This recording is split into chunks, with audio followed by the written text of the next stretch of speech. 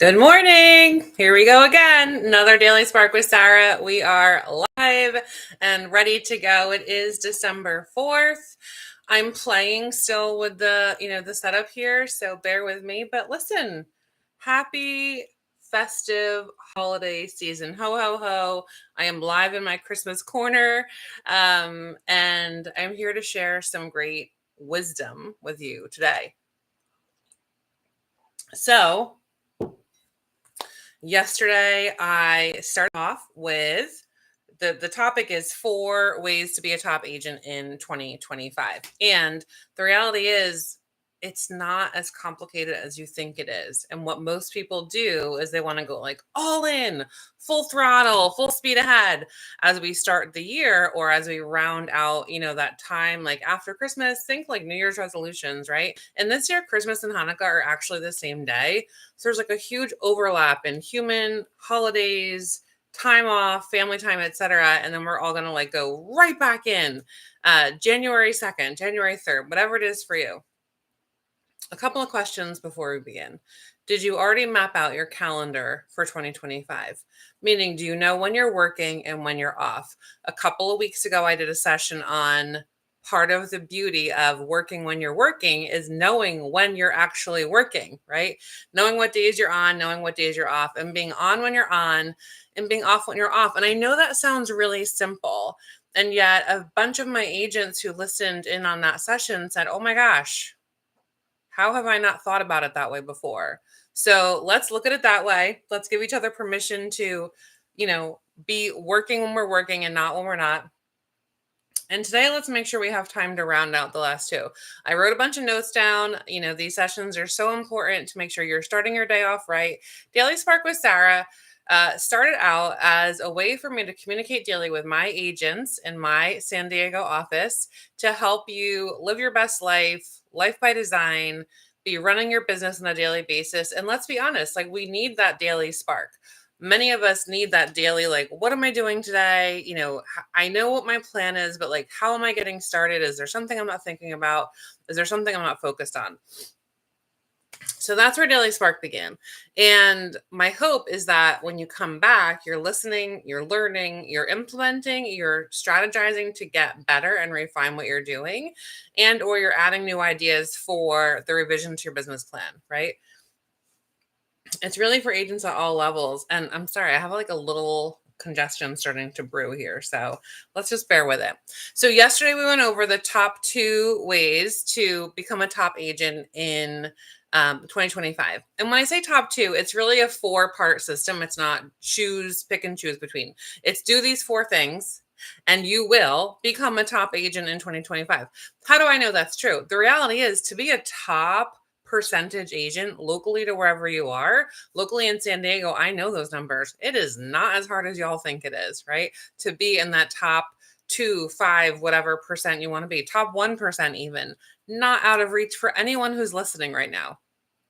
Nationally, it's going to be a little different. You got to go hyper local to your region, but I promise you, it's not that different in most markets. Yes, there might be someone who like crushes it and a team that does hundreds of deals a year, but for the most part, it's just not the case. So, yesterday was the first 2 steps in what are you doing? What are the 4 things to be a top agent in 2025?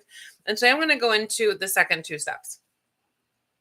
So yesterday we went over know your database plans in 2025. If you are the local real estate expert of choice and you have a database of 476 people and you know the real estate plans next year of, let's even be crazy and say 12. Say 12 people are in your pipeline, you know what they're doing, they've told you their plans for next year.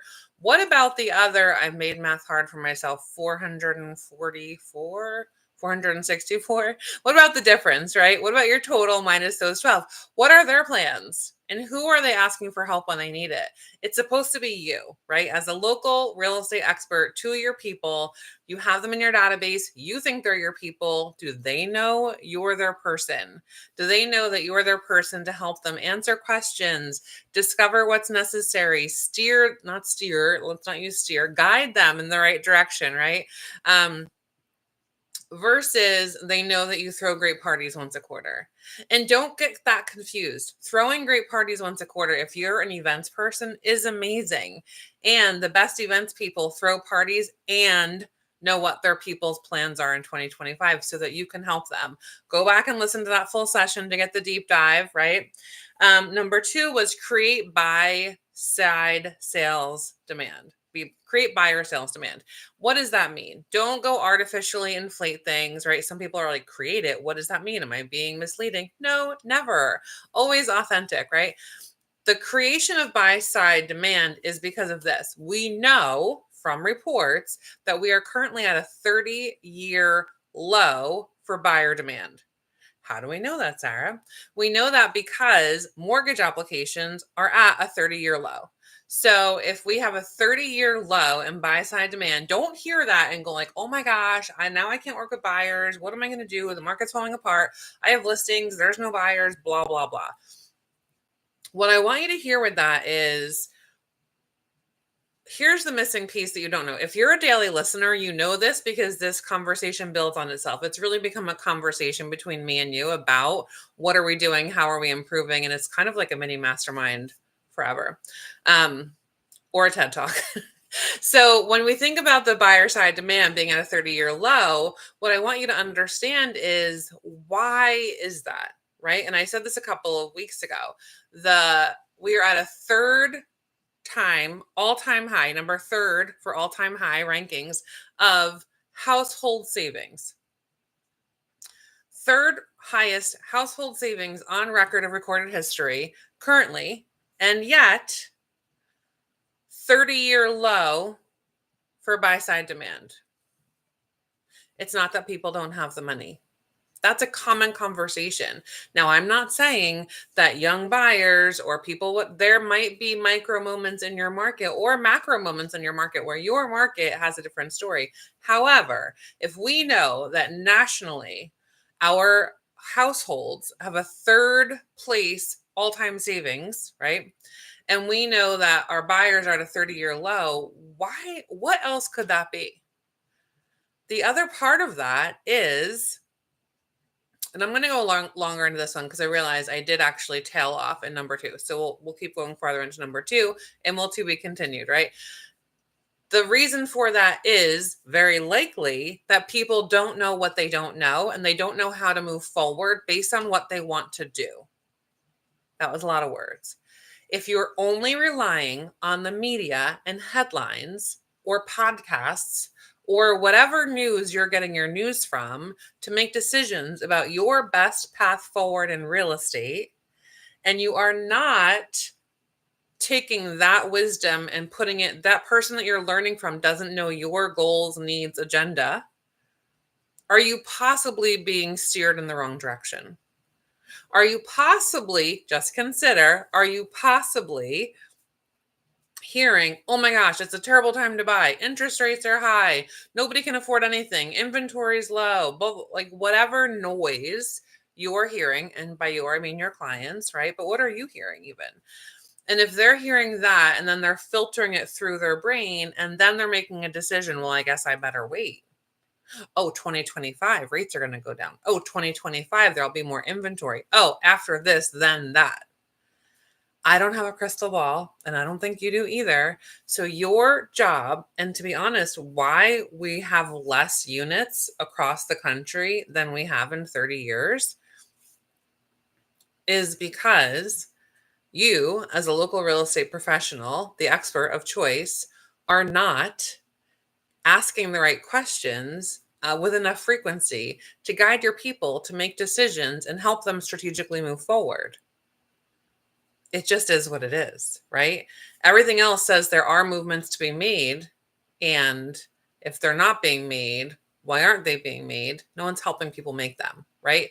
In the case of challenge, people will freeze or they'll move, right? There's another one, but let's think about if you're stuck with challenge coming at you and you don't know what to do, you're going to choose to do nothing. People will choose to do nothing versus take action unless they're guided through the action. I always talk habit stacking, right? Are you habit stacking with your clients?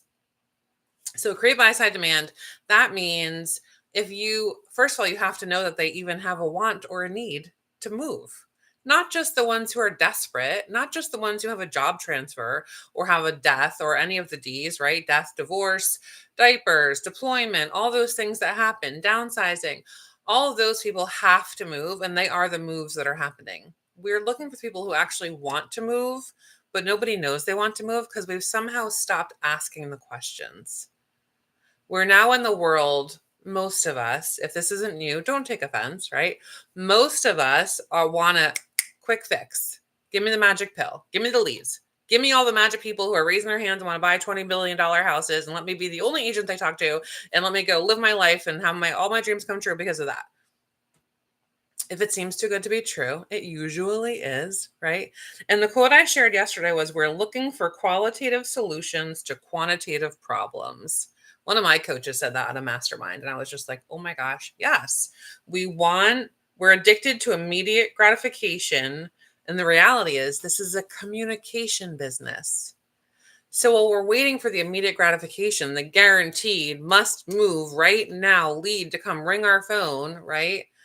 We're missing out on the communication to actually discover all the people who are sitting right inside your database, who already know you, like you, trust you, who want to potentially do something, but no one's asking them. No one's helping them. And based on what they're consuming in the media, they're thinking it's not the right time. I've said this before. My own mother told me this year, I don't think it's a good time to buy a house. My own mother. Okay. So if you don't think this is happening inside your database, I promise you it is. And so I want you to really think about that quote. We're addicted to immediate gratification. And the reality is, this is a communication business. Start judging your day on communication versus, what kind of magic things happened. How many people are you asking, coming from curiosity and asking the question, hey, what are your real estate plans in 2025? I went through that conversation, how I would have it, for at least probably 5 minutes yesterday. Go listen to that session and learn more about that one. In this one, it's now we're going to create the demand for people. And we're going to do that by helping guide them in the right direction. And so we're going to find out if they want to move, are they looking at a different area? Does your lender know all the different products that are out there to help people do something?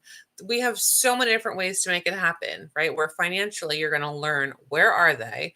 What are their current circumstances? What are their wants and needs? And how can you bridge the gap and connect the dots to help them get there? That's your job, right? Are there new home construction projects where they're offering more incentives? Are there sellers who are offering like rate buy downs or things like that? What are the ways to get there? The other thing I'll tell you is this. People are online doing their math and going 20% down. I don't have 20% down. If they're looking at a $2 million house, 20% down is a lot of money, right? If they don't have that cash free and clear to go move and put someplace, then they're thinking it's not the right time. Are there other ways to buy a house without putting 20% down? Yes. And if you think I'm being ridiculous, I promise you, my own sister, not my only, my own sister, who is an executive for one of the most popular streaming services there is, thought she had to put 20% down to buy a house and was waiting to get there. So I've given you examples of my own sister who runs a company in a lot of ways, makes TV for a living, right? And I've given you an example of my own mother who, like, literally this year said these words to me. So if my job is to run a real estate company and help people live their best life through this business and accomplish all the things they're looking for, and if my own family members have said to me questions like that, do you think it's possible that you have them in your database as well? I promise you do. And so how do you bridge that gap? Ask the question, what are your real estate plans in 2025? Right? That's how you're going to work to create buy side demand, and then do the work, right? Go figure it out. Become a detective. Like, go discover, hey, lender, how many different platforms, programs do you have where we could help people solve problems, right? Hey, new home builders around me. Let me go ask the questions. What incentives are you offering? Hey, off market seller who doesn't really want to go on market. What could we do here to make this work, right? Number 3 and number 4, we're not going to have time for again, but we will get there as the week goes on. Number 3 is creating clear seller expectations. The market is different for most of us in some way. And so making sure your sellers know what goes on. And number four is have a meeting with a buyer or seller every day. Don't let that one freak you out. I promise you, when I tell you you're getting 3 months off to make all this happen in 2025, you're going to be like, wait, what?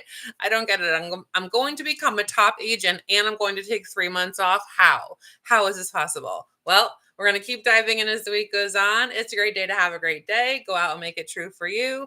Thanks for popping in on Daily Spark with Sarah, and I will see you tomorrow.